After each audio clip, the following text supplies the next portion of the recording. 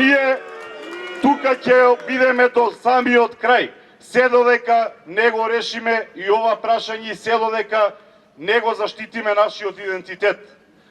Проба да не прекрстуваат. Мислеа дека само административно ќе им помине тој нивен договор од нивици кога не направија коси црти. Меѓутоа се соочија со огромен отпор затоа што ние сме пиреј, каде што еднаш ќе згази наша нога, колку и да го сечат тоа стебло, семето останува и повторно ќе се роди.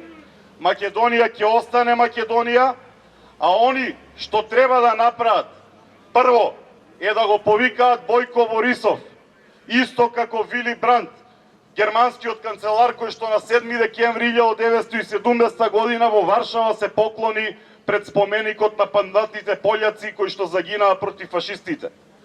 Тоа треба да го направи Бојко Борисов заедно со неговиот слуга Заев, да дојдат на Костурницата, да дојдат на сите алеи на великаните во Република Македонија, прво да се извинат за нивните злосторства, па потоа можеби ќе најдеме некаков договор за понатамошно почитување и достоинствено разбирање. Овака ниту имаме договор, ниту треба да помислиме да им простиме додека тие не побараат прошка. 7140 евра имеју кои има и Велешани ги имаат депортирано во Треблинка, а сега ние треба да се правиме мутави и да го заборавиме сето тоа. Не смееме да попуштиме, бидејќи ова е последното нешто што ни остана да го одбраниме. Доколку ние немаме идентитет, доколку немаме јазик, доколку немаме се извинувам, националност или национално чувство кај нас, се ќе биде залудно. Би сакал исто така да споменам нешто кратко околу она фамозно интервју кое што не крена сите на нозе. Тој, Муртинецот, предавникот и оној кој што мисли дека како што се однесува на Кванташки пазар во Струмица, така треба и државата да ни ја продава.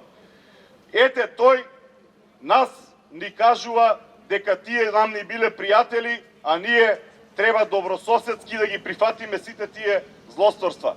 Јас верувам дека и меѓу вас има луѓе кои што потекнуваат од семејства кои што се бореле во антифашистичкото движење и мораме прво самите достоинствено сето тоа да го прифатиме и да преминеме преку тоа, меѓутоа никако без нивно извинување.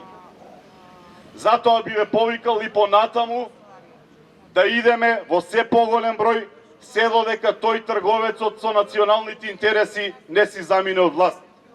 И јас го разбирам кога вели дека бугарите не се фашисти. Ако споредиме со системот во кој што денес живееме, тие навистина се меки. Овие се фашисти што владеат со државата. Овие преку ноќни сменија се живо идентитет и јазик и се откажа од малцинствата. Гледаме дека само мислат на својот джеп, а народот нека гладува и дополнително ќе му кажува дека требало дома да седи, дека се ќе биде во ред. Нема да биде во ред.